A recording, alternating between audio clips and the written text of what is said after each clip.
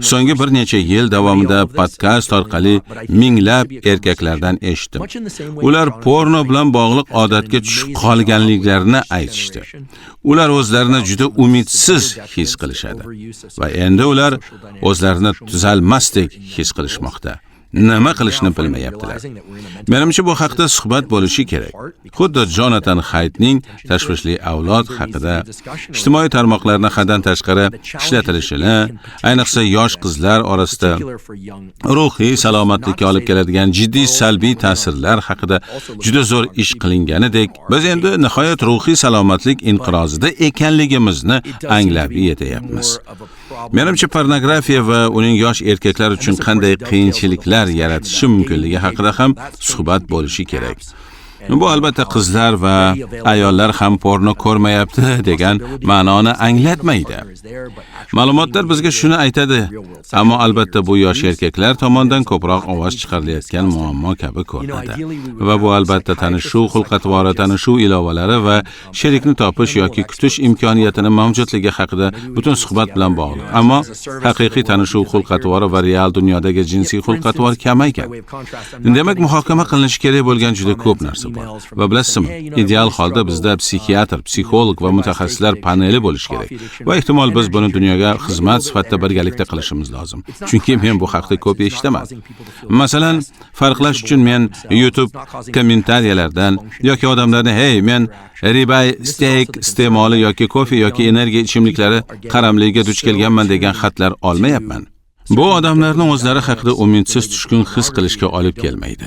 Bu jinsiy destruksiyalar va real dunyodagi o'zaro munosabat bilan muammolarga duchor qilmaydi. Ereksiya disfunksiyasi va shu kabi boshqa narsalar. Masalan, men birinchi marta pornografik rasm ko'rganimni eslayman.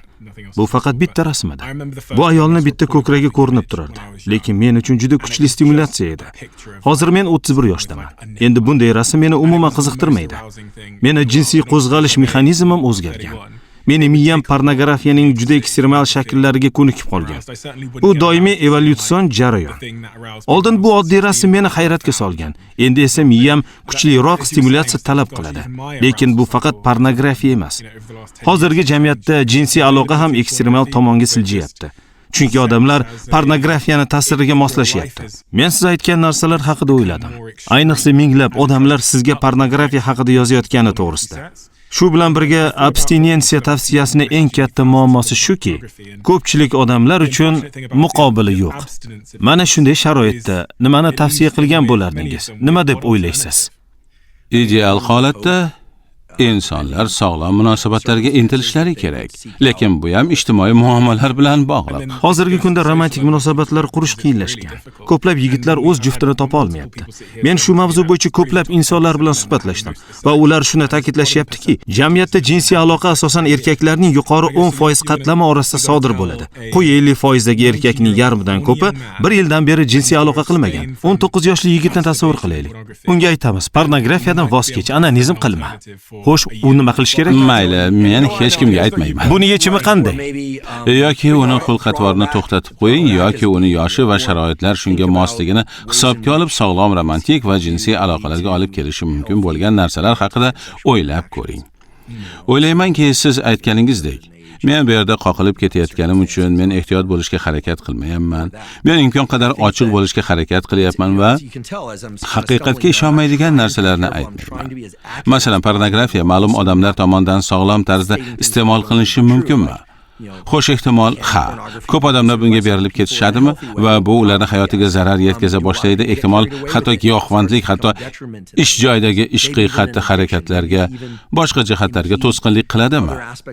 Ha, biz buni doimo eshitamiz. Tan oling. Yoki uning xulq-atvorini to'xtatib qo'ying. Qo'yingki, uning yoshi va sharoitlar shunga mosligini hisobga olib, sog'lom, romantik va jinsiy aloqalarga olib kelishi mumkin bo'lgan narsalar haqida o'ylab ko'ring. O'ylaymanki, siz aytganingizdek, men bu yerda qoqilib ketayotganim uchun men ehtiyot bo'lishga harakat qilyapman. Men imkon qadar to'g'ri bo'lishga harakat qilaman va haqiqatga ishonmaydigan narsalarimni aytaman. Masalan, pornografiya ma'lum odamlar tomonidan sog'lom tarzda iste'mol qilinishi mumkinmi? Ehtimol ha. Siz bunga nima deysiz? Fikringizni bilmoqchiman. Ha, bir eski gap bor. Agar sen dast ko'tarishni xohlasang, dast ko'tarishing kerak. Ha, to'g'ri aytyapsiz. Xuddi shunday. Agar sen yaxshilikni yaxshiroq tushunmoqchi bo'lsang, uni real hayotda o'rganishing kerak. Pornografiya tomosha qilish o'rniga odam sog'lom munosabat qurishga harakat qilish kerak. Real hayotda jinsiy va romantik muloqot qilishni o'rganish kerak. Hozir pornografiya juda oson topiladi. Lekin men yoshligimda bunday bo'lmagan. Masalan, biz faqat Playboy jurnali haqida eshitganmiz. Lekin bu jurnal o'rtoqlardan biri tomonidan yashirincha saqlangan bo'lardi. Odamlar uni maxsus joylarga borib tomosha qilishgan. Bu shahar atrofidagi maxfiy kutubxonaga o'xshar edi. Ko'pincha bu chiqindi qutilari yoki boshqa yashirin joylarda bo'lardi. Hozir barchasi o'zgargan. Endi pornografiya istalgan vaqtda, istalgan joyda kirish mumkin bo'lgan narsaga aylandi. Hatto ijtimoiy tarmoqlarda ham pornografik kontentga duch kelish mumkin. Natijada ko'p yoshlar real hayotdagi yaqinlikni qadrlamay qo'ydi. Ular faqat ekran orqali stimulyatsiya olishga o'rganib qolishdi.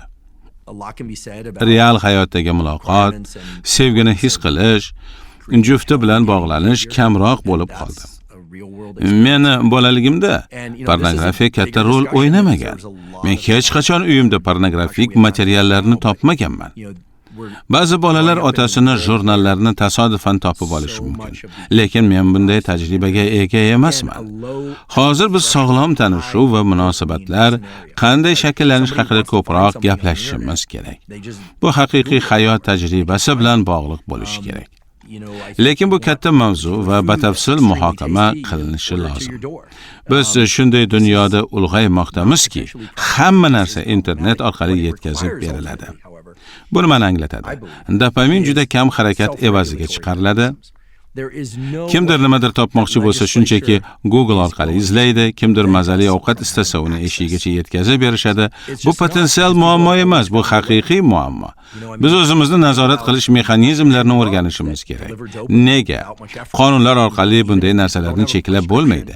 Chunki odamlar doim yo'lni topishadi. Misol uchun, dopamin chiqaruvchi dorilar faqat retsept bilan sotiladi, lekin tadqiqotlar shuni ko'rsatmoqdaki, kollej talabalari orasida 80% dan ko'proq odam o'sha retsept bilan beriladigan dorini retseptsiz iste'mol qilgan. Meni yoshligimda hech kim bu dorilarni ichmasdi. Ushbu podkast Qiymat loyihasi tomonidan tarjima qilingan. Podkastning to'lig'ini ko'rmoqchi bo'lsangiz, Qiymat yopiq hamjamiyatiga qo'shilishingiz mumkin. Bu orqali siz loyihani qo'llab-quvvatlaysiz va bu kabi uzun va sifatli kontentni tarjima qilishga yordam berasiz. Obuna narxi 48 ming so'm. Obuna ichiga har oy 2 tadan 4 tagacha tarjima qilingan podkast kiradi. Va bundan tashqari qaysi podkastlarni tarjima qilishimizga ham ovoz berishingiz mumkin. Tarjima va ovoz berish mehnati kuch va xarajat talab qiladi va qo'llab-quvvatlashingiz orqali Qiymat loyihasi sizga qiymat berishda davom etishiga yordam berasiz. Obuna sotib olish uchun Telegram orqali Qiymat adminga plus belgisini qoldiring. Havola video ostida.